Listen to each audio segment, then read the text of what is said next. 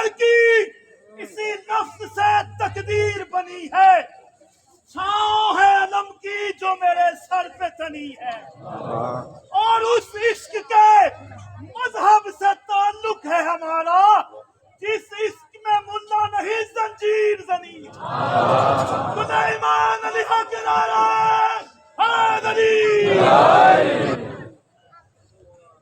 أعوذ بالله السميع العليم من الشيطان اللعين الرجيم بسم الله الرحمن الرحيم الحمد لله المعروف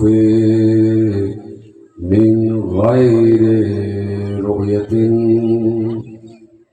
والخالق من غير ربية الذي لم يزل قائما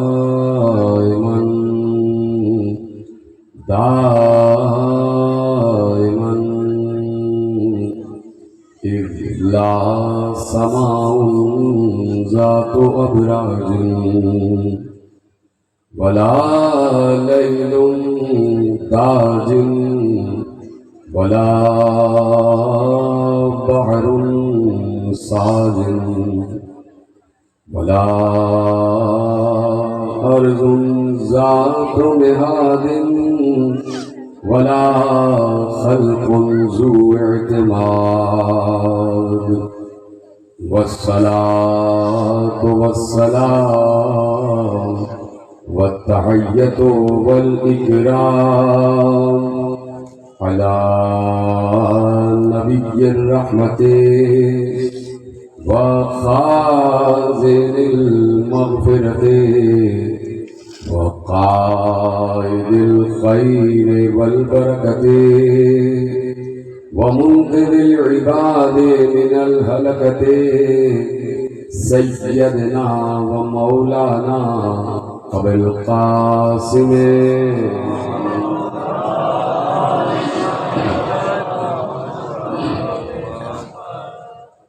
وأهل بيته الطيبين الطاهرين المعصومين المظلومين المنتخبين المنتجبين الذين أذهب الله عنهم الرجس وطهرهم تطهيرا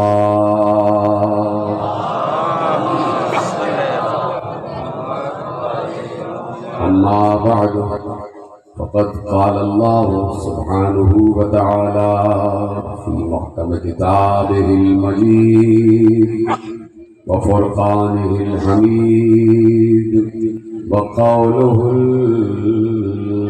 الحق بسم الله الرحمن الرحيم يعرفون نعمة الله ثم ينكرونها وأكثرهم الكافرون صلوات پڑھیں محمد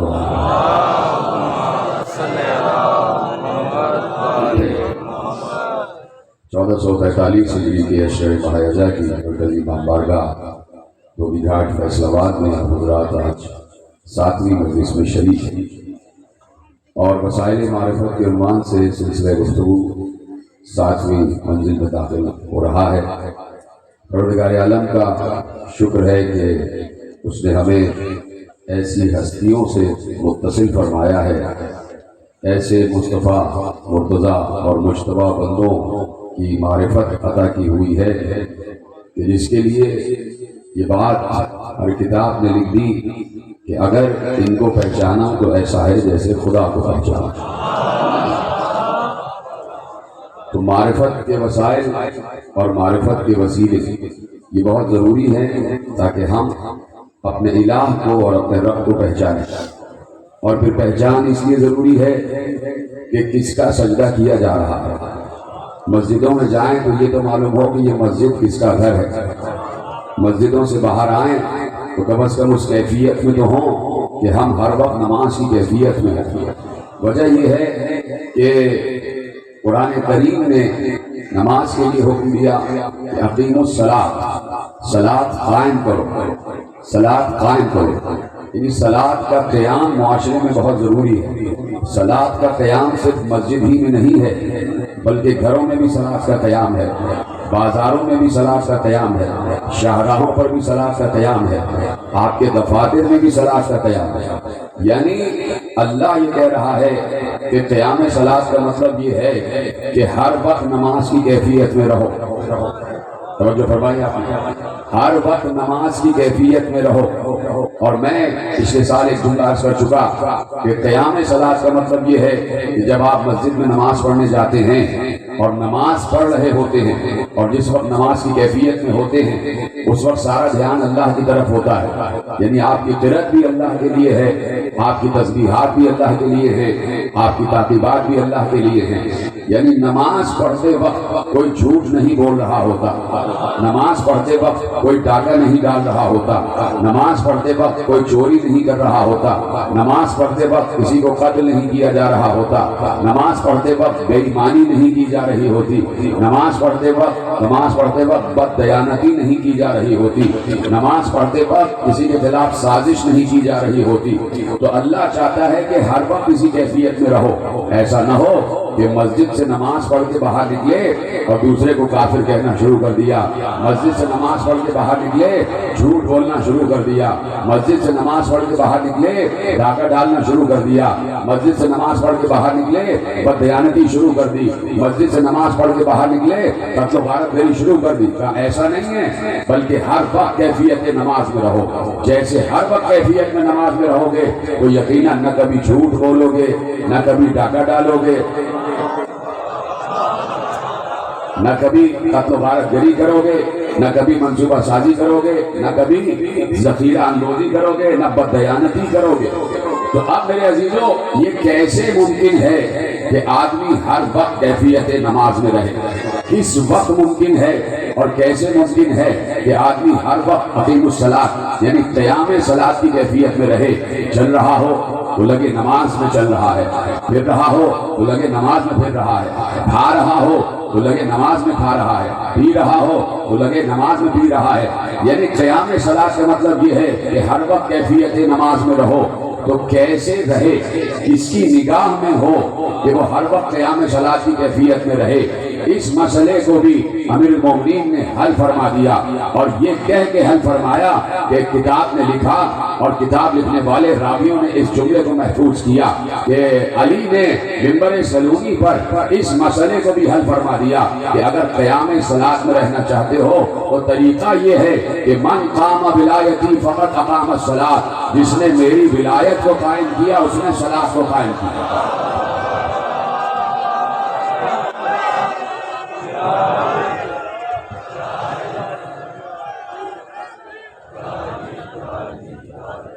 توجہ فرمائی آپ نے؟ تو کوئی نہ کوئی ایک نگاہ ایسی ہونی چاہیے کہ جسے نگاہ ولی کہا جائے، اور اپنے آپ کو ہر دم نگاہ ولی میں تصور کیا جائے کہ ہم ہر دم کسی ولی کی نگاہ میں ہیں۔ سب سے بڑا ولی ہے اللہ، سب سے بڑا ولی ہے اللہ۔ اللہ پر کتنے کو یقین ہے؟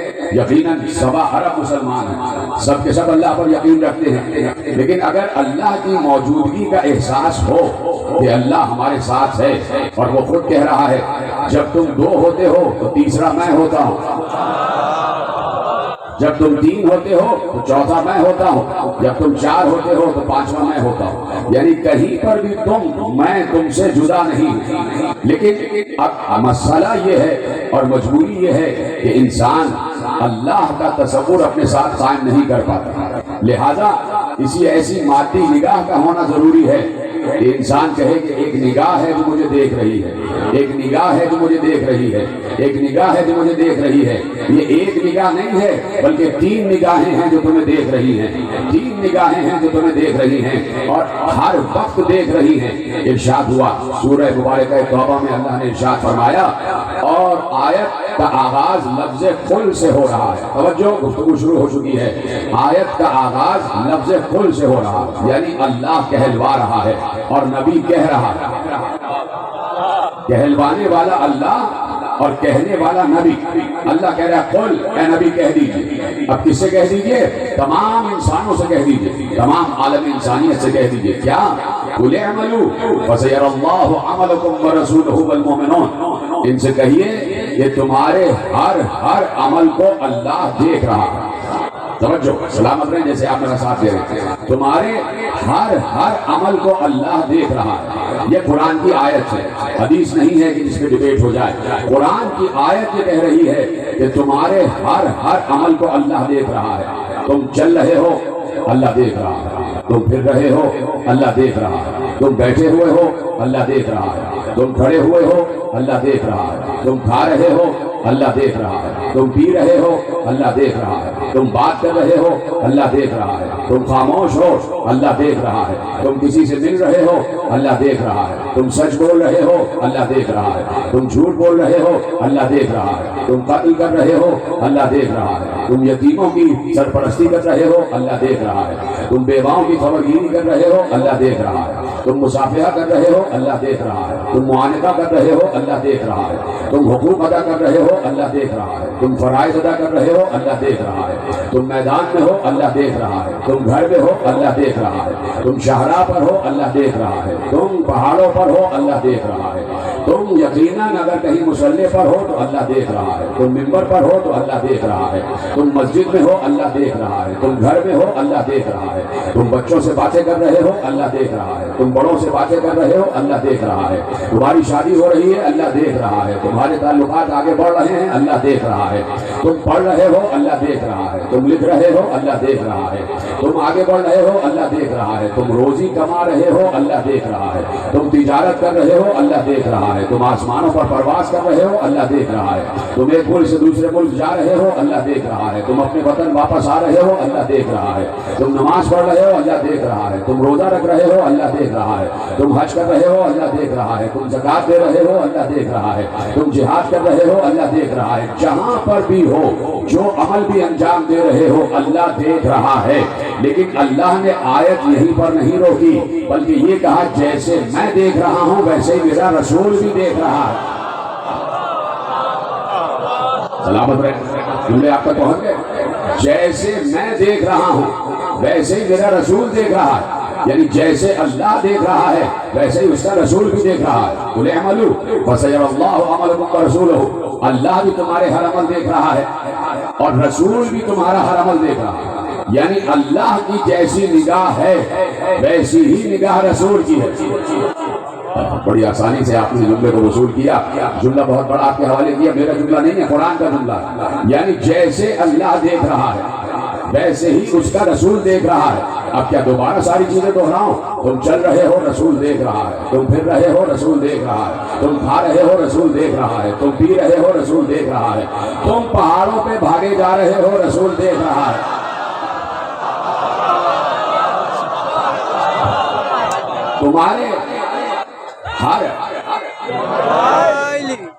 تمہارے ہر عمل کو جیسے اللہ دیکھ رہا ہے ویسے ہی رسول دیکھ رہا ہے. یعنی تمہارا کوئی عمل نگاہ رسول سے باہر نہیں ہے. یعنی ایک ولی ہے اللہ تو اس کی نگاہ کتنی وسیع ہے، اور دوسرا ولی ہے رسول تو اس کی نگاہ بھی اتنی ہی وسیع جتنی اللہ کی نگاہ. جو آپ کو اس میں شک کیوں ہو گیا؟ آپ خاموش کیوں ہو گئے؟ اس کی نگاہ کی وسعت بھی وہی ہے جو نگاہ خدا کی وسعت ہے، جو نگاہ اللہ کی وسعت ہے، جو نگاہ الہ کی وسعت ہے. اس لیے کہ دیکھنے کا لفظ ایک ہی مرتبہ استعمال ہوا. یہ نہیں ہے کہ جیسے میں دیکھ رہا ہوں ویسے میرا رسول دیکھ رہا ہے اور اس کے بعد ابھی آیت کامل کروں گا. ابھی آیت کامل نہیں ہوئی ہے. یعنی دیکھنے کا لفظ ایک مرتبہ ہے. یعنی جو میری نگاہ ہے وہی رسول کی نگاہ ہے، جو میری نگاہ ہے وہی مصطفیٰ کی نگاہ ہے. تمہارے ہر عمل کو مصطفیٰ بھی دیکھ رہا ہے. تو اس کا مطلب ہے دو نگاہیں ہو گئی جو ہر وقت انسانوں پر گڑی رہتی ہے. ایک اللہ کی نگاہ اور ایک مصطفیٰ کی نگاہ، ایک اس کے رسول کی نگاہ، ایک اس کے ولی کی نگاہ. دو ولی ہو گئے، ایک اللہ ولی ایک رسول ولی. لیکن آیت یہاں پر رکی نہیں، آیت آگے بڑھی اور آیت نے ایک تیسری نگاہ کا بھی ذکر کیا. ایک تیسری نگاہ کا بھی ذکر کیا اور آواز دی فَسَيَرَى اللَّهُ عَمَلَكُمْ وَرَسُولُهُ وَالْمُؤْمِنُونَ. اور کچھ مومنین بھی ہیں جو تمہارے ہر عمل کو دیکھ رہے ہیں. سلامت رہیں جیسے آپ نے اللہ محفوظ کیا، خدا آپ کو سلامت رکھے. کچھ مومنین بھی ہیں جو تمہارے ہر عمل کو دیکھ رہے ہیں. یعنی جو نگاہ خدا ہے ویسی ہی نگاہ رسول ہے، اور ویسی ہی کچھ مومنین کی نگاہ ہے، ویسی ہی کچھ مومنین کی نگاہ ہے. اب یہ مومنین کون ہیں؟ یہ مومنین کون ہیں؟ ذرا یہ تو معلوم ہو کہ مومنین کون ہیں. اگر مومنین سے مراد سارے مسلمین ہیں،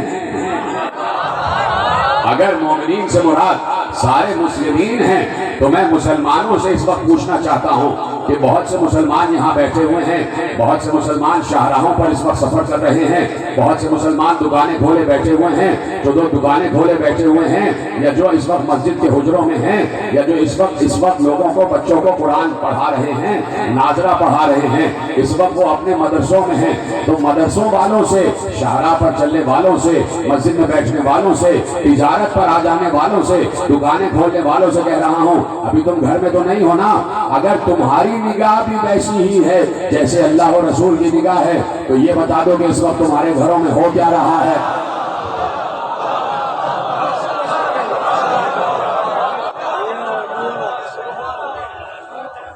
اس وقت بتا دو کہ تمہارے گھروں میں کیا ہو رہا ہے. یعنی اگر کہیں پر انسان ہے تو دوسری جانب کی اسے خبر نہیں ہے. یعنی ہمارا عالم تو یہ ہے کہ پردے کے اس طرف کیا ہے ہمیں پتہ ہی نہیں، ہمیں پتہ ہی نہیں. ہم آگے دیکھ رہے ہیں تو پیچھے کیا ہو رہا ہے یہ نہیں معلوم، یہ نہیں معلوم. نگاہ ولی ہر جانب دیکھتی ہے. اللہ اکبر. نگاہ ولی ہر جانب دیکھتی ہے. خاموش ہو گئے آپ. دیکھیے صحیح بخاری میں امام محمد ابن اسماعیل بخاری علیہ الرحمہ نے ایک روایت لکھی، اور روایت کیا ہے؟ روایت یہ ہے کہ پیغمبر جب نماز پڑھا رہے ہوتے تھے تو پیچھے اصحاب کرام نماز پڑھ رہے ہوتے تھے، اور چونکہ ایک تصور ہے کہ نیکی میں جلدی کی جائے، نیکی میں جلدی کی جائے، تو اس سے پہلے کہ پیغمبر رکوع میں جاتے، اصحاب پیغمبر سے پہلے رکوع میں چلے جاتے، پیغمبر سے پہلے رکوع میں چلے جاتے، پیغمبر بعد میں رکوع میں جاتے. لیکن اصحاب یہ سوچتے کہ بھئی نیکی میں جلدی کرو، نیکی میں جلدی کرو، تو وہ پیغمبر سے پہلے رکوع میں چلے جاتے. پیغمبر نے ایک بار نماز ختم کی اور پیچھے مڑ کر کہا لا تسبقونی فی الرکوع، مجھ سے پہلے رکوع میں نہیں جایا کرو. یعنی جیسے آگے دیکھ رہا ہے ویسے ہی پیچھے بھی دیکھ رہا ہے. یہ ہے نگاہ ولی. لا تسبقونی فی الرکوع، مجھ سے سبقت نہ کیا کرو رکوع میں، میرے بعد رکوع میں جایا کرو. اور اس کے بعد پیغمبر نے دوسرا جملہ کہا کہ تمہارا رکوع بھی مجھ سے پوشیدہ نہیں ہے اور تمہارا خشوع بھی مجھ سے پوشیدہ نہیں ہے. بڑی آسانی سنا آپ نے جملہ. سلامت رہے جن کے ہاتھ بلند ہو رہے ہیں. یہ بہت اہم جملہ تھا. فوراً پے بپے دو جملے کہے کہ مجھ سے رکوع میں سبقت نہ کیا کرو، پہلے نہ جایا کرو، اس لیے کہ تمہارا رکوع بھی میں دیکھ رہا ہوتا ہوں اور تمہارا خشوع بھی. یہ نہیں کہا کہ تمہارا رکوع بھی دیکھ رہا ہوتا ہوں تمہارا سجدہ بھی. کہنا تو یہ چاہیے تھا نا کہ تمہارا رکوع بھی دیکھ رہا ہوں اور تمہارا سجدہ بھی. لیکن کیا کہا؟ تمہارا رکوع بھی دیکھ رہا ہوں اور تمہارا خشوع بھی. یعنی پیغمبر نے بتایا کہ تمہارا ظاہر بھی میری نگاہ میں ہے، تمہاری نیت بھی میری نگاہ میں ہے. سلامت رہیں آپ. تمہارا ظاہر بھی نگاہ میں ہے اور تمہارا باطن بھی میں جانتا ہوں. کس کی کیا نیت ہے پیغمبر اچھی طرح جانتا، پیغمبر اچھی طرح جانتا. اب یقیناً پیغمبر نے اس نگاہ کو اور وسعت دی کہ میری نگاہ کہاں تک ہے. صرف انسانوں تک نہیں، صرف انسانوں تک نہیں، میری نگاہ کی وسعت کہاں تک ہے. پیغمبر نے ارشاد فرمایا کہ اللہ کا ملک اور ملکوت جہاں تک ہے وہاں تک میری نگاہ ہے. ما یخفی فی عالم الملک والملکوت، مجھ سے عالم ملک اور ملکوت چھپا ہوا نہیں ہے. میں زمین اور آسمان کے درمیان بھی دیکھتا ہوں. اتنی آسانی سے سن رہے ہیں آپ. میں زمین و آسمان کے درمیان دیکھتا ہوں. مجھ سے عالم ملک اور ملکوت چھپا ہوا نہیں ہے. یعنی اللہ کا ملک جہاں تک ہے وہاں تک میری نگاہ ہے. میں اس وقت تک یہیں پر رکا رہوں گا جب تک آپ اس جملے کی شدت کو اور اس کی فورس کو محسوس نہیں کریں گے. اللہ کا ملک جہاں تک ہے، صرف یہ نہ سمجھنا کہ اس چھوٹی سی دنیا کے انسانوں کو دیکھ رہا ہوں. جیتے رہے، سلامت رہے. آپ سمجھ رہے چھوٹا سا ملک اللہ کا ملک ہے. اللہ کا ملک اربوں کھربوں ستاروں پر مشتمل ہے. لامحدود ستارے ہیں، کلسٹرز ہیں، ایک ایک کلسٹر میں کروڑ ستارے ہیں، اور کلسٹرز کی تعداد بھی کروڑوں کے قریب ہے. گچھے ہیں ستاروں کے، اور ہر ستارے کا پالنے والا اللہ ہے. ان ستاروں میں مخلوق آباد ہے، اور ہر مخلوق اپنے اپنے انداز سے اللہ کی تسبیح کر رہی ہے، اللہ کی تسبیح اور تقدیس کر رہی ہے. اور مسلسل عالمین بن رہے ہیں اور بگڑ رہے ہیں، مسلسل قیامتیں آ رہی ہیں. اس گزرتے ہوئے لمحے میں یہ جو اس وقت ہو رہا ہے 7:25 صبح کا وقت، 7:25. نہ معلوم کتنی دنیاؤں پر قیامت اس وقت آ رہی ہوگی. اللہ کو سمجھو، اتنا معمولی نہیں ہے. اللہ کو سمجھنا. نہ معلوم اس وقت کتنی دنیاؤں پر قیامت آ رہی ہوگی، اور نہ معلوم کتنی دنیایں بن رہی ہوں گی. اس لیے کہ اس کا لفظ کن رکا نہیں ہے. اللہ کو سمجھو، میں تھوڑی پڑھ رہا ہوں، میرا ساتھ دیتے جائیں. اس لیے کہ اس کا لفظ کن رکا نہیں ہے. لفظ کن ماضی کا حصہ نہیں بنے گا. اس لیے علامہ اقبال نے کہا تھا یہ کائنات ابھی ناتمام ہے شاید کہ آ رہی ہے دمادم صدائے کن فیکون، کہ مسلسل عالمین بن رہے ہیں، مسلسل عالمین آگے بڑھ رہے ہیں. اور پیغمبر کہہ رہے ہیں کہ عالم ملک و ملکوت تک میری نگاہ ہے. یعنی جہاں تک وسعت ملک خدا ہے وہاں تک میں دیکھ رہا ہوں. ملک بن رہے ہیں، میں دیکھ رہا ہوں. ملکوں میں، سیاروں میں، ستاروں میں، ثوابت میں مخلوقات آباد ہیں، میں ان کو دیکھ رہا ہوں. میں ملکوت تک کو دیکھتا ہوں. نہیں ایسے نہیں، ملکوت تک کو دیکھتا ہوں. یہ ملکوت کیا ہے؟ ملکوت کیا ہے؟ اللہ نے کہا کذالک نوری ابراہیم ملکوت السماوات والارض. ہم نے ایسے دکھایا ابراہیم کو آسمان و زمین کا ملکوت. یعنی ملکوت اللہ کے کمانڈ اینڈ کنٹرول سینٹر کو کہتے ہیں، جہاں سے پوری کائنات کا نظام چلایا جاتا ہے. اللہ کے مقام اختیار و اقتدار کو ملکوت کہا جاتا ہے. میں پہلے یا دوسرے اشرے میں ایک بات عرض کر چکا. جب میں نے یہاں مجلس پڑھنا شروع کی تو میں نے عرض کیا تھا کہ جناب ابراہیم کو اللہ نے دکھایا، اور وہ ملکوت دکھایا جو اللہ کا مقام اختیار و اقتدار ہے. یعنی جب بھی کسی نبی کو معجزہ دکھانا ہوتا ہے تو بظاہر نبی زمین پر نظر آتا ہے، لیکن اسے معجزہ دکھانے کے لیے ملکوت پر بلند ہونا پڑتا ہے. وہ ملکوت تک پہنچتا ہے، اس لیے کہ وہیں سے سب اختیارات کنٹرول ہو رہے ہوتے ہیں.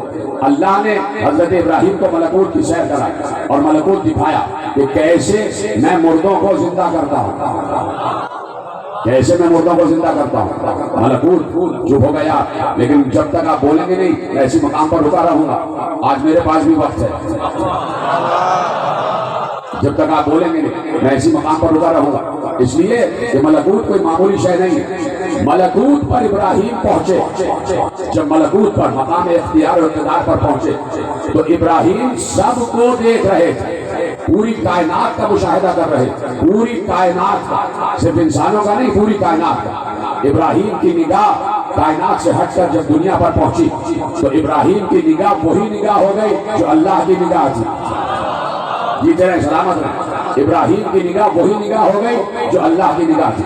اب ابراہیم اسی طرح پوری کائنات کو ایک وقت میں دیکھ رہے تھے جیسے اللہ پوری کائنات کو ایک وقت میں دیکھ رہا ہوتا ہے. ابراہیم کی نگاہ جب زمین پر پڑی تو ابراہیم نے دیکھا فلاں انسان گناہ کر رہا ہے، اللہ کی معصیت کر رہا ہے. ابراہیم کا اب چونکہ مقام اختیار و اقتدار پر پہنچ چکے تھے تو ابراہیم کا اختیار ملائکہ پر بھی ہو گیا. جو ملکوت پر بلند ہوتا ہے اس کے تابع ہر شے ہو جاتی ہے. پھر ملائکہ بھی اس کے اطاعت گزار ہوتے ہیں، پھر فرشتے بھی اس کے اطاعت گزار ہوتے ہیں، پھر جبرائیل و اسرائیل بھی اس کے اطاعت گزار ہوتے ہیں. ابراہیم نے دیکھا ایک شخص معصیت کر رہا ہے، ایک شخص گناہ کر رہا ہے. ابراہیم نے اسرائیل سے کہا اس کی روح قبض کر لو، یہ اللہ کا گناہ کر رہا ہے. اسرائیل تابع حکم ابراہیم سے پہنچے، روح کو قبض کر لیا. دوسرے انسان کو دیکھا معصیت کر رہا ہے، کہا اس کی روح قبض کرو، اس کی روح قبض کرو، اس کی روح قبض کرو، اس کو مارو، اس کو مارو، اس کو مارو. یعنی نگاہ ابراہیم نگاہ خدا ہو چکی تھی. جب بہت سے انسان مروا دیے تو اللہ گویا ہوا ابراہیم ابراہیم کیا کر رہے ہو؟ میں بھی تو انہیں دیکھ رہا ہوتا ہوں. سلامت رہیں آپ. ابراہیم میں بھی تو انہیں دیکھ رہا ہوتا ہوں. یعنی نگاہ میں بھی فرق ہے، فطرت میں بھی فرق ہے.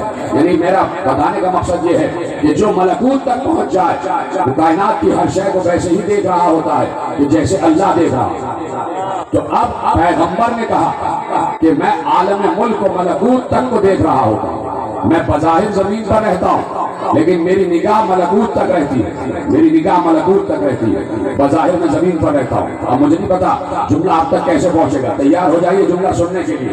ایک نگاہ ہے اللہ کی، ایک نگاہ ہے رسول کی، اور ایک نگاہ کس کی ہے؟ ابھی مسئلہ حل ہونے جا رہا ہے. جب پیغمبر معراج سے واپس آئے، جیتے رہیں سلامت رہیں، جب پیغمبر معراج سے واپس آئے تو ایک بار علی سے ملاقات ہوئی تو پیغمبر سے علی نے کہا، یہ ہے نگاہ ولی، پیغمبر سے علی نے کہا یا رسول اللہ حالات آپ بتائیں گے یا میں بتا دوں؟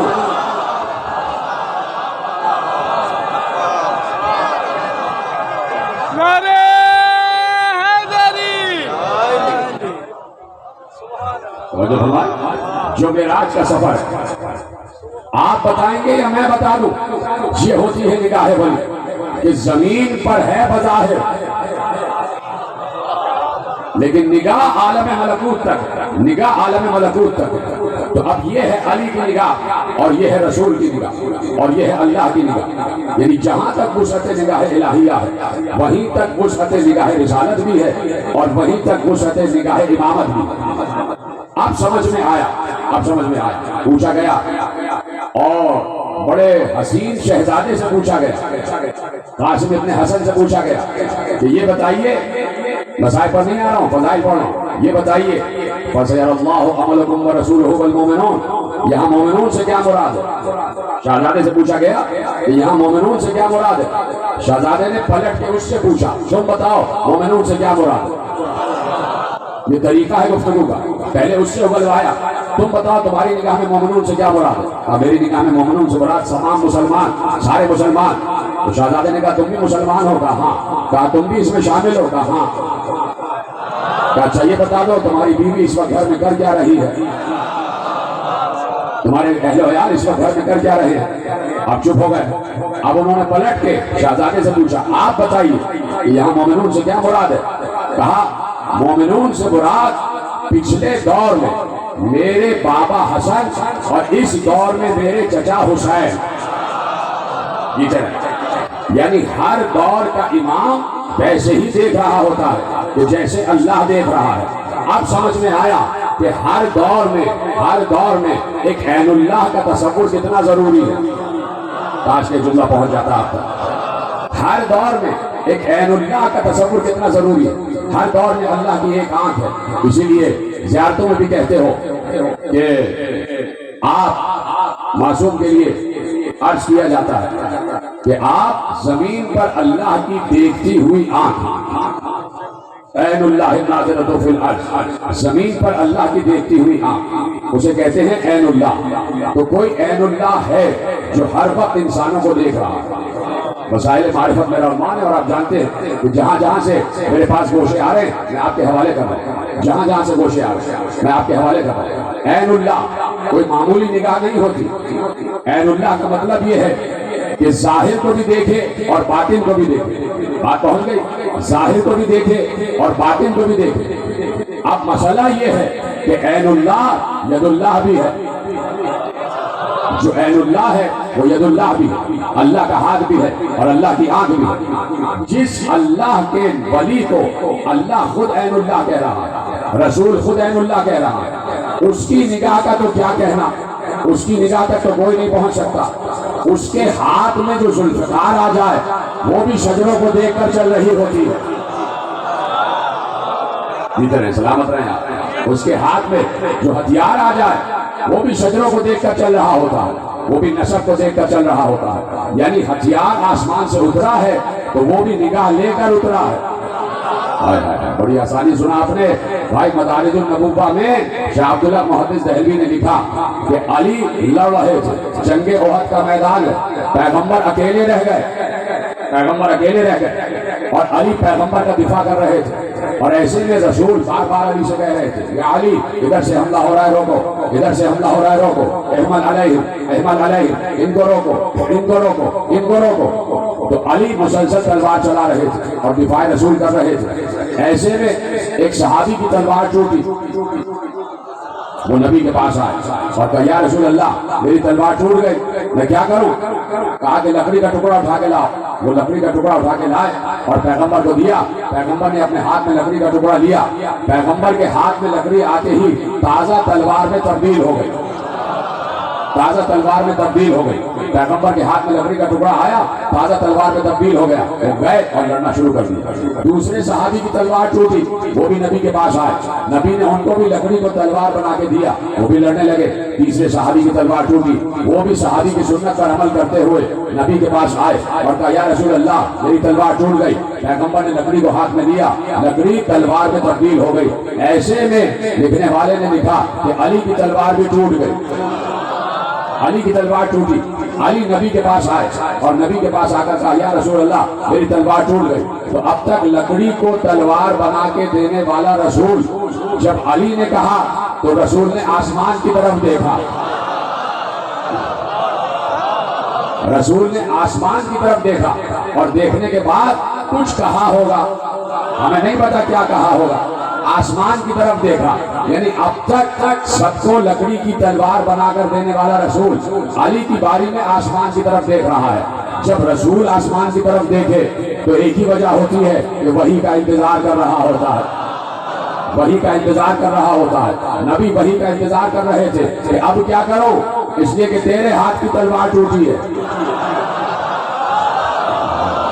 اللہ اکبر. بہت سلو آ رہے ہیں آپ, آج بہت آہستہ آہستہ میرے ساتھ آ رہے ہیں.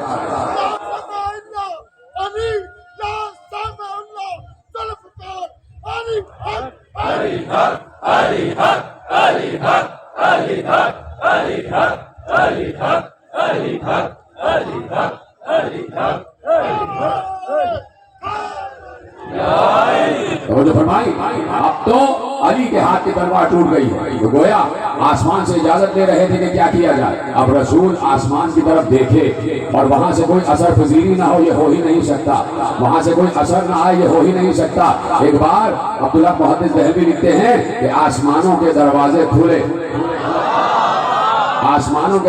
کھلے, ایک کرسی برآمد ہوئی, سونے اور چاندی سے بنی ہوئی کرسی, لال و جواہرات سے جڑی ہوئی کرسی خالی نہیں تھی. کرسی پر جبرائیل بیٹھے ہوئے تھے. جبرائیل کے ہاتھ بھی خالی نہیں تھے. جبرائیل کے ہاتھ میں تلوار تھی اور جبرائیل خاموش نہیں آ رہا تھا, بلکہ یہ کہتا ہوا آ رہا تھا لا فتح الا علی لا سیف الا ذوالفقار.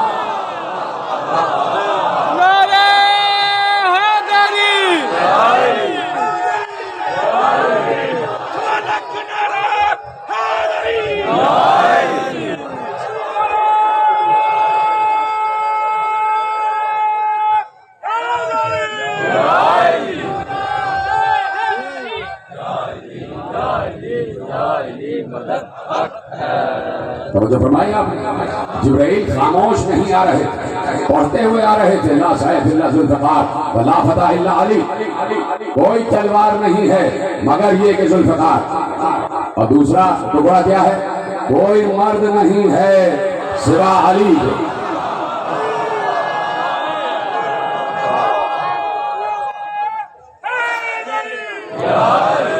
کوئی مرد نہیں ہے سوائے علی کے.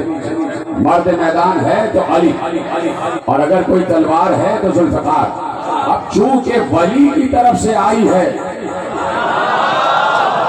اللہ ولی کی طرف سے آئی ہے, اور نبی ولی کے ذریعے آئی ہے, اور علی ولی کے لیے آئی ہے, تو جو ہتھیار آسمان سے اترا اس کی نگاہ بھی وہی ہے جو نگاہ ولی ہے. یہ بات سمجھانا تھی آپ کو, اس کی نگاہ بھی وہی ہے جو نگاہ ولی ہے.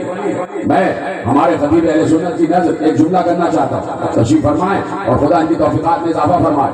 ایک جملہ عرض کرنا چاہتا ہوں، ہمارے یہاں کے بہت بڑے خطیب گزرے علامہ اظہر حسن زیدی قال اللہ مقامہ، ان کا جملہ ہدیہ کر رہا ہوں تمام سامعین جہاں جہاں بھی حضرات بیٹھے ہوئے ہیں۔ انہوں نے ان سے کسی نے پوچھا کہ یہ بتائیے کہ جب دوستوں کی تلوار ٹوٹی تو نبی لکڑی کو تلوار بنا کے دیتے رہے، جب علی کی تلوار ٹوٹی تو تلوار آسمان سے آئی، وجہ کیا ہے؟ انہوں نے ایک سادہ سا جواب دیا، کہا جو یہاں کا سپاہی تھا اس کو یہاں کا ہتھیار ملا۔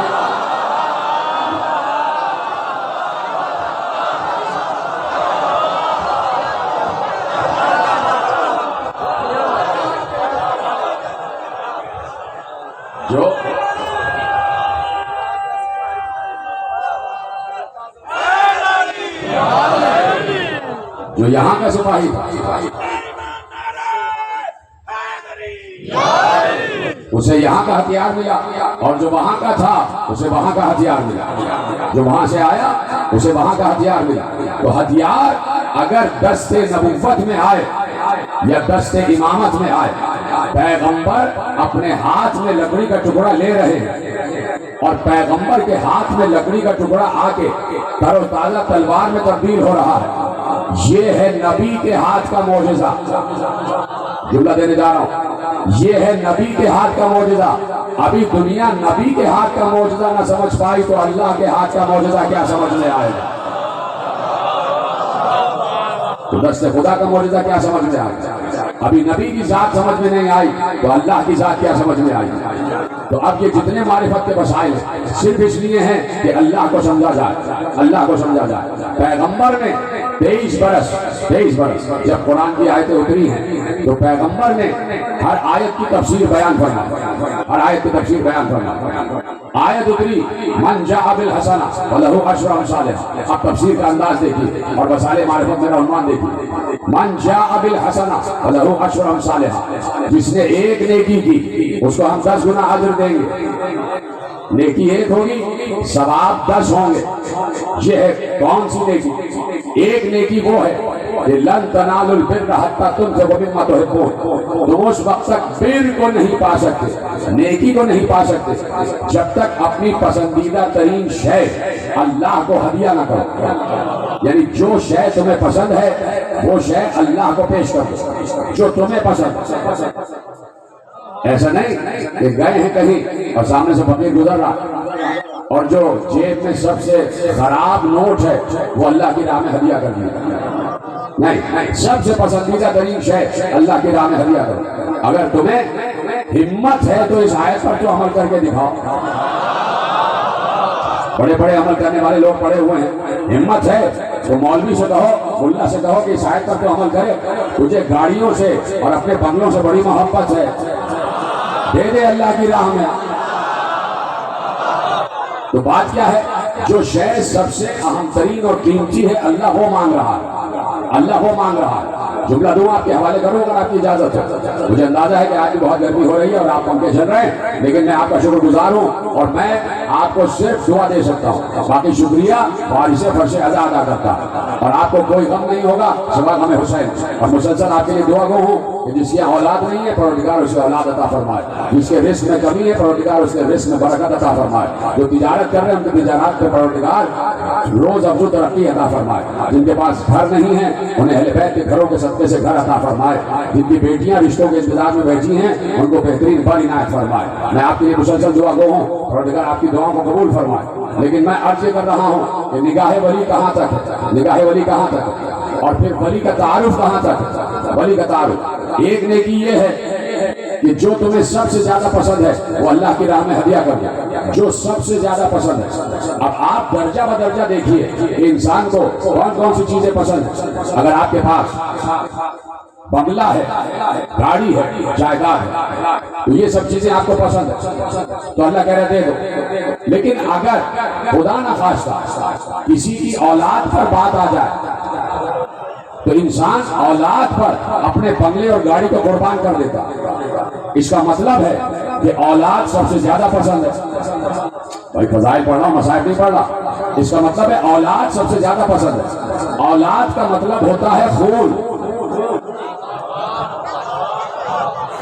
سلامت رہے. اولاد کا مطلب ہوتا ہے اپنا خون. یعنی اپنا خون سب سے زیادہ عزیز ہوتا ہے انسان کو. مجھے نہیں پتا کہ بات پہنچی ہے کہ نہیں پہنچی. اپنا خون سب سے زیادہ عزیز ہوتا ہے انسان کو. اور اللہ کہہ رہا ہے جو چیز تمہیں سب سے زیادہ عزیز ہے وہ ہماری راہ میں ہدیہ کرو. ارے اسی لیے تو کہیں ہم زنجیر لگا کے خون ہدیہ کر رہے ہیں, کہیں کما لگا کے خون ہدیہ کر رہے ہیں.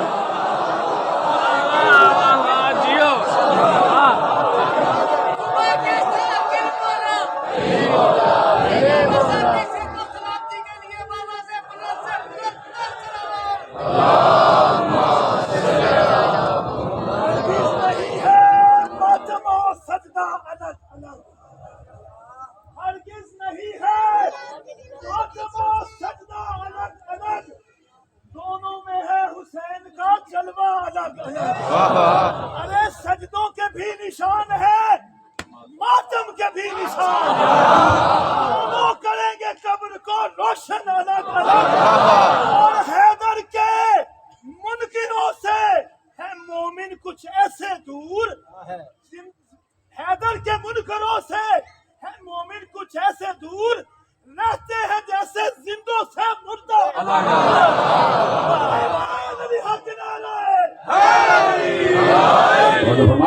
آیتیں اتر رہی تھی اور نبی اس کا ترجمہ کر رہے تھے, تفسیر کر رہے تھے.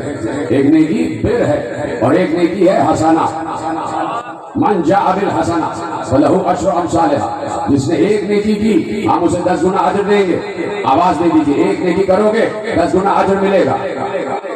مناقب مرتضوی میں صالح کشفی ترمذی سنی الحنفی نے یہ حدیث محفوظ کی جو میں آپ کے حوالے کر رہا ہوں. اگر عالم اہل سنت نے نہ لکھا ہوتا تو شاید میں اس پلیٹ فارم پر نہ پڑھتا, لیکن جب علماء اہل سنت کی تصدیق آ گئی تو اب میں آپ کے حوالے کر رہا ہوں کہ پیغمبر نے جب آیت اتری من جاء بالحسنہ فلہ عشر امثالھا, جس نے ایک نیکی کی اس کو ہم 10 گنا اجر دیں گے, تو کسی نے کھڑے ہو کے پوچھا یا رسول اللہ یہ حسنہ کیا ہے, یہ حسنہ کیا ہے, یہ حسنہ کیا ہے کہ نیکی ایک ہو لیکن ثواب 10 گنا ہو. تو ایک بات صالح کشفی نے ترمذی سنی الحنفی نے مناقب مرتضوی میں پیغمبر کی یہ حدیث درج کر لی, محفوظ کر لی, اور آج میں وہیں سے پڑھ کے آپ کے حوالے کر رہا ہوں. ایک بار پیغمبر نے علی کو دیکھا, پوچھا گیا حسنہ کیا ہے, تو پیغمبر نے علی کو دیکھا اور کہا یا علی حبک حسنہ, یا علی تمہاری محبت حسنہ ہے.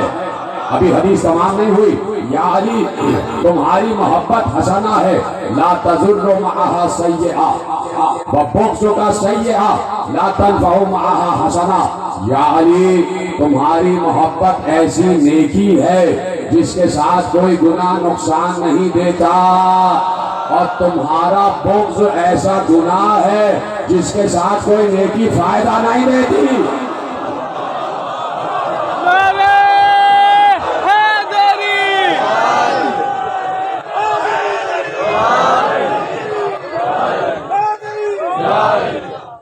جس کے ساتھ کوئی نیکی فائدہ نہیں دیتی. علی کا بغض ایسا گناہ ہے کہ نیکیاں کیے جاؤ وہ صفر ہو رہی ہے, وہ زیرو ہو رہی ہے. علی کو اللہ نے پیغمبر کے ذریعے سے امتیازات سے نوازا, اعزازات سے نوازا, اور یہی اعزازات میں آپ کے حوالے کر رہا ہوں. پیغمبر نے ارشاد فرمایا کہ 3 فضیلتیں ایسی ہیں کہ جس میں میں اور علی شریک ہیں.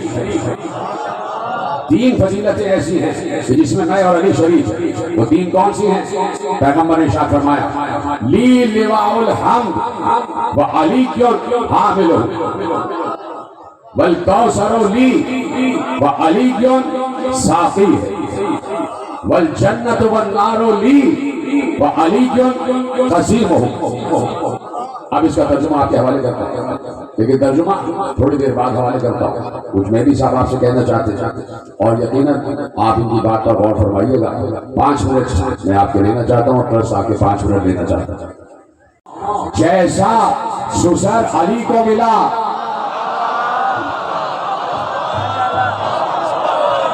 سلامت رہیں آپ, جیسا سسر علی کو ملا ویسا مجھے نہ ملا. اللہ اکبر. جیسا حسین علی کو ملا ویسا مجھے نہ ملا. جیسی زوجہ علی کو ملی جیسی زوجہ علی کو ملی ویسی میری کوئی زوجہ نہیں. اور جیسے بیٹے حسن حسین علی کے ویسے میرے بیٹے نہیں.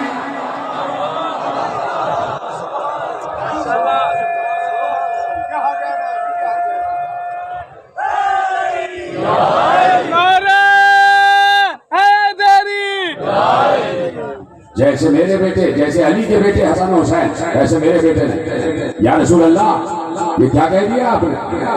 حسن حسین بھی تو آپ ہی کے بیٹے ہیں. حسن حسین آپ کے بیٹے. لیکن میں کیا کروں کہ قرآن نے کہہ دیا ما کان محمد ابا احد من رجالکم. محمد تم مردوں میں سے کسی کا باپ نہیں ہے. محمد تم مردوں میں سے کسی کا باپ نہیں ہے. یعنی باپ ہے تو ایک بیٹی کا باپ ہے.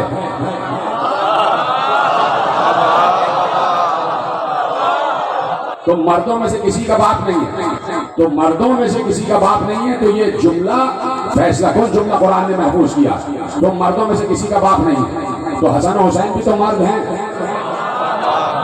لیکن آیت کا مزاج دیکھیے اور فطرت کا اور قدرت کا مزاج دیکھیے.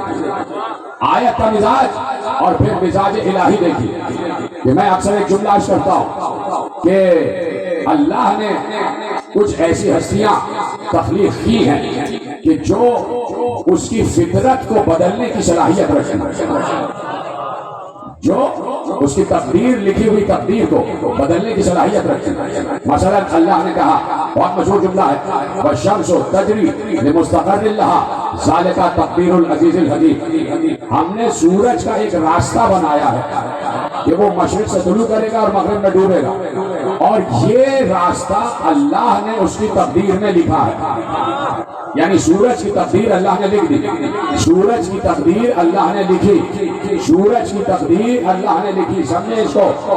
شاید میں جملہ دہراتا جاؤں گا جب تک سب نہیں سمجھے گے. سورج کی تقدیر اللہ نے لکھی. کیا تقدیر لکھی؟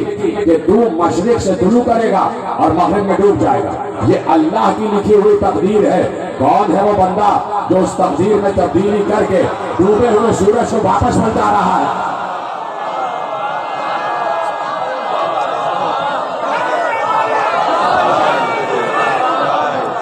یعنی جو کام ہو رہا ہے وہ منشاء الہی ہو رہا ہے. یہاں ٹکراؤ نہیں ہے. یہ مت سمجھنا کہ یہاں الہ میں اور بندے میں کوئی ٹکراؤ ہے. یہاں اللہ میں اور اس کے بندے میں کوئی ٹکراؤ ہے نہیں. اللہ کے اذن سے سب کام ہو رہا ہے. اللہ بتانا چاہتا ہے کہ کچھ ہیں جو ہمارے ملکوت پر اختیار رکھتے ہیں, جو ہمارے مقام اقتدار و اختیار پر فائز ہیں.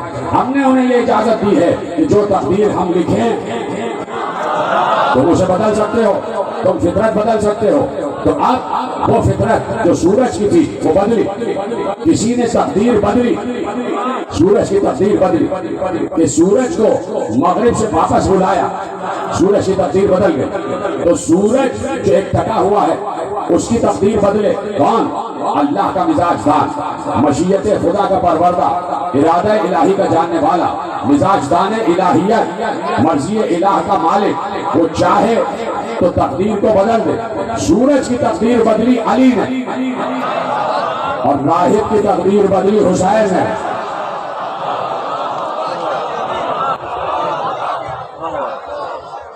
جو فرمایا تو اب کہیں نہ کہیں مزاج بدل جاتا ہے اور کہیں نہ کہیں ان ہستیوں کو اختصاص حاصل ہوتا ہے.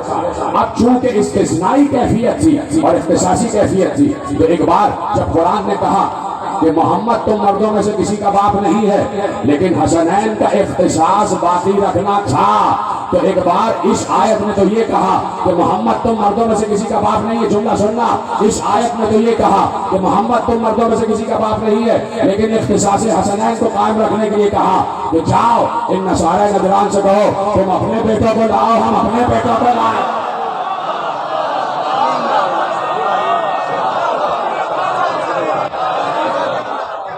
تم اپنے بیٹوں کو لاؤ, ہم اپنے بیٹوں کو لاؤ. یعنی ایک طرف کہا کہ محمد کسی مرد کا باپ نہیں اور دوسری طرف کہا محمد اپنے بیٹے لے کے جاؤ. محمد اپنے بیٹے لے کے جاؤ. یعنی اختصاصی کیفیت حسن حسین کی برقرار رکھنی ہے کہ اس آیت میں حسنین الگ ہیں, حسنین کا اختصاص الگ ہے. وہ رسول کے بیٹے ہیں, وہ رسول کے بیٹے. مباہلے کے اعتبار سے رسول کا بیٹا ہے حسن اور حسین, ابنائے رسول ہے. اسی لیے جب بھی تاریخ امامت آپ پڑھیں گے تو جب بھی کسی امام کو مخاطب کیا گیا یا اپنا رسول اللہ کہہ کے مخاطب کیا گیا, یا اپنا رسول اللہ کہہ کے مخاطب کیا گیا. میں کیا کروں, میرے ذہن میں باتیں آ رہی ہیں, میں آپ کے حوالے کر رہا ہوں, مجھے معاف کیجیے گا, تھوڑا سا وقت زیادہ لے رہا ہوں. روضہ رسول ہے, روضہ رسول ہے. اور ایسے میں امام علی بن موسیٰ رضا المرتضیٰ علیہ الصلوۃ والسلام بھی تشریف رکھتے ہیں, اور خلیفہ وقت بھی آ گیا, خلیفہ وقت بھی آ گیا, عباسی خلیفہ, عباسی خلیفہ. ادھر سے رسول کے روضے کو سلام کیا, رسول کے روضے کو سلام کیا. کیا سلام کیا؟ اس نے عجیب انداز میں عباسی نے سلام کیا, اے میرے چچا کے بیٹے آپ پر سلام. رسول اللہ سے کہا یا ابن عمی السلام علیکم یا ابن عمی, اے میرے چچا کے بیٹے آپ پر سلام. ادھر فرزند رسول بھی موجود تھے, اس نے کہا چچا کے بیٹے آپ پر سلام. ادھر سے فرزند رسول نے سلام کیا, اے میرے بابا آپ پر سلام. آپ دیکھ رہے ہیں کہ کہاں سے تسلسل آگے بڑھ رہا اور کہاں سے منیت کی منزل ظاہر ہو رہی ہے کہ ابنائے رسول ہیں, فرزند رسول. جو بھی امام ہے وہ رسول کا بیٹا, اور ہر انسان نے یہ اپنا رسول اللہ کہہ کر مخاطب کیا, یہ اپنا رسول اللہ. تو اس گھر کا ہر فرد محمد ہے. کیا کہا؟ ہمارا چھوٹا بھی محمد, ہمارا پہلا بھی محمد, ہمارا اوسط بھی محمد, ہمارا آخر بھی محمد. اور پھر کیا جملہ کہا؟ ہم کل کے کل محمد. یعنی یہاں پر کل کے کل میں چھوٹا بھی آ گیا اور بڑا بھی آ گیا. تو حسین کربلا میں محمدوں کو لے کر آیا, خود سب سے بڑے اپنے دور کے محمد حسین, خود حسین آ گئے. ساتھ میں علی اکبر بھی آئے ہیں, شبیہ رسول ہے علی اکبر. اور ساتھ میں ایک جوان خوبصورت بھی ہے جو حسن مصطفیٰ کی نشانی ہے, جو ام فروہ کا ارمان ہے. کہ ماں نے بڑی ریاضتوں سے پالا, بڑی ریاضتوں سے پالا. باپ کا جنازہ 2 مرتبہ قاسم نے اٹھتے ہوئے دیکھا, بابا کا جنازہ 2 مرتبہ قاسم نے اٹھتے ہوئے دیکھا. قاسم نے 2 کفن دیکھے اپنے بابا کے, ایک سفید کفن دیکھا اور ایک سرخ کفن دیکھا. بچپن سے قاسم نے یہ مسائل دیکھے. 4 برس کے قاسم ہیں کہ جب باپ کا جنازہ پلٹ کے گھر میں واپس آیا. کون باپ ہے؟ رسول کا از روئے مباہلہ بیٹا. مباہلے میں جو رسول کا بیٹا ہے حسن مصطفیٰ, اس کے جنازے پر تیر مارے گئے, اور تیر لگا ہوا جنازہ گھر میں آیا. جس وقت تیروں سے چھلنی جنازہ گھر میں آیا ہے تو بہنوں نے جنازے کو گھیرا ہے. حسین بھی ہیں, عباس بھی ہیں, دونوں بہنیں بھی ہیں. تو اب میں نے تو یہی سنا کہ ایک ایک تیر نکال رہے تھے, حسین بھی نکال رہے تھے, عباس بھی تیر نکال رہے تھے, زینب بھی تیر نکال رہی تھی. لیکن پڑھنے والے نے پڑھا, اور میں دہرا رہا ہوں کہ 4 برس کا قاسم بھی آگے بڑھا, اور اس نے چاہا کہ بابا کے جنازے سے تیر نکالے, تو حسین نے قاسم کو سینے سے لگا لیا. قاسم, قاسم, ہاں تم یتیم ہو گئے, لیکن میں ابھی تمہارے باپ کی جگہ سر پر ہوں, ابھی میں باقی ہوں. میں جملہ یہی کہنا چاہوں گا, اے جناب قاسم, آپ 4 برس کے یتیم ہوئے تھے تو آپ کے رخسار پر تماچے تو نہیں لگے؟ اجرکم اللہ, اجرکم اللہ. آپ کے سر پر آپ کے باپ اور چچا عباس کا سایہ سلامت تھا, اور انہی سایوں میں قاسم نے پروان چڑھے ہیں, قاسم نے پرورش پائی ہے. کربلا تیار ہو رہی تھی, ہر گھر میں کربلا تیار ہو رہی تھی, ہر حجرے میں کربلا تیار ہو رہی تھی, ہر ماں اپنا ہدیہ تیار کر رہی تھی. اور ایسے میں حسن مصطفیٰ نے اپنی قربانی تیار کی, اور اس قربانی کا نام قاسم. قاسم اس قربانی کا نام. حسن مصطفیٰ نے قاسم کے بازو پر ایک تعویذ باندھ دیا, ایک تحریر باندھ دی, اور یہی کہا ام فروہ, جب کوئی مصیبت آ جائے تو اس تحریر کو کھول لینا، اس میں تمہاری مصیبت کا حل ہے۔ بس وہ تحریر بندھی رہی اور پھر زمانے پہ زمانہ گزرتا گیا۔ 28 رجب کو مدینہ خالی ہو گیا، قاسم کا حجرہ بھی خالی ہو گیا، اب کچھ پڑھنے کے لیے رہ تو گیا نہیں ہے۔ 7 محرم آج آ گئی، آج 7 محرم آ گئی، آپ نے سر پیٹا ہے، آپ سمجھ گئے آج آل محمد کے بچوں پر پانی بند ہو گیا۔ اجرکم اللہ، یہی طریقہ ہے ہونے کا۔ آج آل محمد کے حسین کے بچوں پر پانی بند ہو گیا، اب پانی خیمہ گاہ میں نہیں جا رہا ہے، اب جتنا بچا ہے آج شام تک اتنا چلے گا، کل سے وہ پانی بھی ختم ہو جائے گا۔ 3 دن کی بھوک اور پیاس ہوگی اور پھر حسین کے بچے ہوں گے۔ اور آج کا دن منسوب ہے قاسم ابن حسن سے، ام فروہ کے ارمان سے دن منسوب ہے۔ ام فروہ اتنا حسین بیٹا ہے ام فروہ کا کہ ماں روز نیا کرتا سی کر پہنا کر دیکھتی ہے، یہ کرتا میرے لال پر کیسا لگے گا، یہ کرتا میرے لال پر کیسا لگے گا۔ جب سامان باندھا ہے تو قاسم کا بھی سامان بنا ہے۔ 28 رجب کو قاسم کے نئے کرتے، قاسم کے نئے کپڑے لے کر چلی ہیں کہ میں روز اپنے بچے کو نیا کرتا پہناؤں گی اور دیکھوں گی ارمان بھرا ہے دل ماں کا۔ آ گیا قربانیوں کا دن میرے عزیزوں، قربانیوں کا دن آیا تو بار بار ہر ماں، دیکھیے کربلا میں بھی ماں کی فطرت بدلی ہے، کربلا میں بھی ماں کی فطرت بدلی ہے۔ ہر ماں یہ چاہتی ہے کہ اس کے بچے کے جسم پر کوئی خراش نہ آئے، لیکن کربلا کی ماں یہ چاہتی ہے کہ اس کے بچے کا لاشا آ جائے، میرا بیٹا فاطمہ کے بیٹے پر سے قربان ہو جائے۔ ہر ماں یہی چاہتی ہے۔ اپنے اپنے شہداء کو بھیجا جاتا ہے کہ جاؤ ان کو بتاؤ کہ حسین کون ہے۔ ہر شہید ہونے سے پہلے، جنگ کرنے سے پہلے جب میدان میں آتا ہے تو رجس پڑھتا ہے، بتاتا ہے ہم کون ہیں اور بتاتا ہے کہ حسین کون ہے۔ یہ ہے امر بالمعروف اور یہ ہے نہی عن المنکر، کہ جس کے لیے ایک شہید جاتا تھا، حسین کا تعارف کرانے جاتا تھا، اسلام کا تعارف کرانے جاتا تھا، اور اس کے بعد وہاں سے جنگ شروع ہوتی تھی اور یہاں سے دفاعی جنگ ہوتی تھی، اور دفاعی جنگ بھی ایسی ہوتی تھی کہ الامان الحفیظ کی آوازیں آتی تھی۔ قاسم کب جاؤ گے؟ کہہ دیا ماں نے، قاسم کب جاؤ گے؟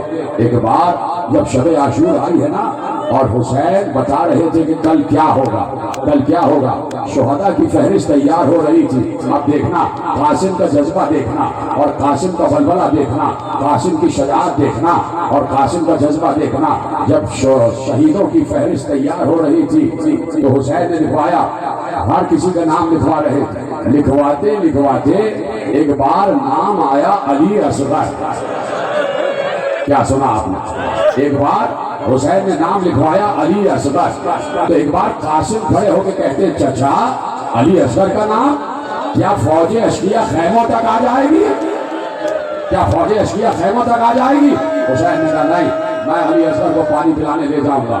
یعنی اتنا بلبلہ ہے قاسم میں کہ قاسم چاہتے ہیں کہ میں خیموں کے دفاع پر معمور رہوں۔ صبح عاشور آ گئی، علی اکبر کی اذان سے ابتدا ہو گئی، قربانیوں کی ابتدا ہوئی۔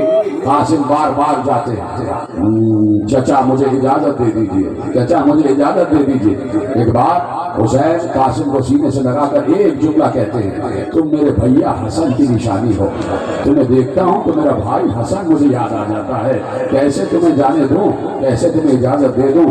آخر کار سر جھکا کر قاسم اپنی اماں کے خیمے میں آ گئے، کہا اماں اجازت نہیں مل رہی، ہمارا چچا اجازت نہیں دے رہا۔ کہا اچھا کیوں اجازت نہیں مل رہی؟ کہا بار بار کہتے ہیں کہ تم کو دیکھتا ہوں تو حسن یاد آ جاتے ہیں، میرا بھیا حسن یاد آ جاتا ہے۔ اماں بڑی مصیبت آ گئی، بڑی مشکل آ گئی، مجھے اجازت نہیں مل رہی۔ سنیں گے جملہ، جیسے ہی لفظ مشکل سنا، جیسے ہی لفظ مصیبت قاسم کی زبان پر آیا، ام فروہ نے کہا لو قاسم مسئلہ حل ہو گیا، تم نے مجھے ایک وصیت یاد دلا دی، قاسم اپنی آستین اوپر الٹو۔ قاسم نے آستین اوپر الٹی، ایک تعویذ قاسم کے بازو پر بندھا ہوا تھا۔ ام فروہ نے تعویذ کھولا، کہا بیٹے تمہیں معلوم ہے جب تمہارا بابا اس دنیا سے جا رہا تھا تو یہ تعویذ لکھا تھا اور کہا تھا ہر مصیبت کا حل اس تعویذ میں ہے، اب اس سے بڑی کوئی مصیبت نہیں ہے کہ تمہیں جانے کی اجازت نہیں مل رہی۔ ام فروہ نے تعویذ کھولا، تعویذ کھول کر پڑھا اور پڑھ کر خوش ہو گئی، کہا آؤ قاسم اب میں اجازت دلواتی ہوں، اب میں اجازت دلواتی ہوں۔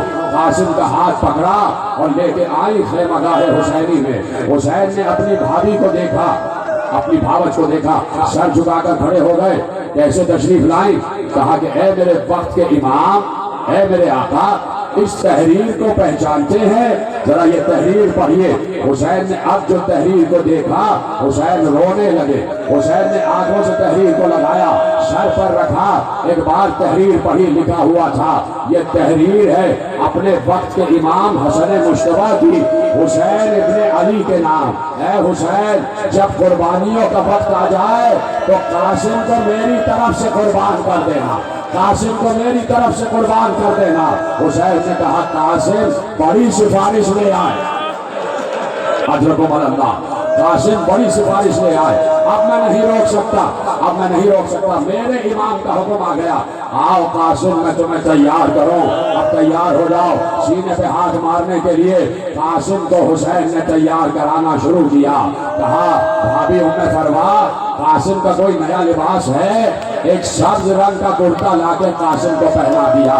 قاسم کے سر پر امامہ باندھا، قاسم کی کمر میں پٹکا باندھا، اور ایک بار حسین نے ہاتھ اٹھائے، قاسم کے گریبان پر ہاتھ ڈالے، گریبان کو چاک کر دیا، قاسم کے گریبان کو چاک کر دیا. بیبیوں نے پوچھا، زینب نے پوچھا، بھیا ایسا تو کسی کو تیار نہیں کیا، یہ قاسم کا گریبان کیوں چاک کیا؟ کہا زینب، چاک گریبانی یتیمی کی نشانی ہے. ماتم کرو ماتم. چاک گریبانی یتیمی کی نشانی ہے. میں نے اس لیے چاک گریبان کیا ہے تاکہ فوج اشقیہ سمجھ جائے اب جو آیا ہے وہ یتیم ہے، شاید کسی کو رحم آ جائے، شاید کسی کو رحم آ جائے. خیمے میں کوہرام برپا ہو گیا. قاسم کے جانے سے کوہرام برپا ہوا. قاسم نے جھک کر آداب کیا، چچا کو آداب کیا، حسین کو آداب کیا، عباس کو سلام کیا. جھک کر ایک ایک بیوی نے الوداع کہا، ایک ایک بیوی نے الفراق کہا. قاسم 14 برس کا قاسم گھوڑے پر سوار کروایا. چلے قاسم، شان حسن مصطفیٰ سے قاسم ابن حسن نے لڑائی کی ہے. یہ خوبصورت جوان، اس نے کہا، فوج اشقیہ کا ایک سپاہی کہتا ہے، اب جو خیمے سے شہزادہ برآمد ہوا، اتنا حسین شہزادہ ہم نے دیکھا نہیں تھا کہ اس کے گلے کی رگیں نظر آ رہی تھی. اس کے گلے کی، کیا سننا ہے میرے عزیزوں، اس کے گلے کی رگیں نظر آ رہی تھی. قاسم نے شان حسن مصطفیٰ سے جنگ کی ہے. وہ جنگ جو حسن مصطفیٰ نے لڑی تھی اس کو کامل کیا ہے قاسم ابن حسن نے. ارزق شامی کے 4 بیٹوں کو مارا اور ارزق شامی کو مارا. اور جس وقت ارزق شامی کے 4 بیٹے اور ارزق شامی قاسم کے مقابلے میں آیا، ادھر حسین نے کہا، بھابھی ام فروا، ماں کی دعا بیٹے کے حق میں قبول ہوتی ہے. اب جو پہلوان آیا ہے وہ بڑا جابر ہے، دعا کرو کہ قاسم کو فتح حاصل ہو. ماں نے دعا کی، قاسم کو فتح حاصل ہوئی. 4 بیٹے مارے گئے، ارزق شامی بھی مارا گیا. ادھر سے قاسم کی جنگ شروع ہو رہی تھی، ادھر سے قاسم حملے پر حملہ کر رہا تھا. آخر کب تک 3 دن کا بھوکا پیاسا جنگ کرتا. ختم ہو گئی تقریر، ختم ہو گئے مسائل. قاسم پر چاروں طرف سے حملہ ہوا، لیکن قاسم دفاع کرتا ہوا آگے بڑھ رہا تھا. ایک بار قاسم، لکھا یہی ہے روایت میں کہ قاسم ذرا سا جھکے، اس لیے کہ قاسم کے نالین کا تسمہ قاسم کے گھوڑے کی رکاب میں الجھا. قاسم جب نالین کا تسمہ کھولنے کے لیے جھکا تو 14 برس کے قاسم پر ایک گرز چلا، ایک طاقتور گرز چلا. قاسم کا سر دوبارہ ہوا، قاسم زمین پر آیا. ایک نیزہ چلا، قاسم کے پہلو سے پار ہوا، قاسم زمین پر آ کر گر گئے. آتے ہی آواز دی. لکھنے والے نے لکھا، جو شہید گرتا تھا کبھی کہتا تھا حسین مدد، کبھی کہتا تھا السلام علیکم یا ابا عبداللہ، کبھی کہتا تھا بابا مدد. لیکن یہ عجیب بچہ تھا، جب زمین پر گرا تو کہا اماں، میں گر گیا، اماں میں گر گیا. ادھر سے حسین نے عباس کو دیکھا، عباس نے حسین کو دیکھا. دونوں بھائی حسن مشتبہ کی یادگار، ماتم کرو ماتم، یادگار کو لینے چلے. ادھر سے حسین نے حملہ کیا، ادھر سے عباس نے حملہ کیا. لکھا یہ ہے کہ بیچ میں قاسم پڑا ہوا تھا. ادھر کی فوجیں ادھر، ادھر کی فوجیں ادھر. آواز آ رہی تھی، چچا بچائیے، चचा बचाइए। हुसैन ने फौजों को भगाया, कासिम के लाशे पर पहुंचे। एक बार हुसैन ने देखा कासिम सालिम नहीं है, कासिम का लाशा बिखरा हुआ है। तभी हुसैन ने अपनी आबा को बिछाया, आखिर जुमला तकरीर का, अपनी आबा को बिछाया। तभी ये टुकड़ा चुना। हुसैन ने महसूस किया जैसे हुसैन के साथ कोई और भी है। अब तो पीछे देखा हसन मुश्तबा अपने बेटे के टुकड़े।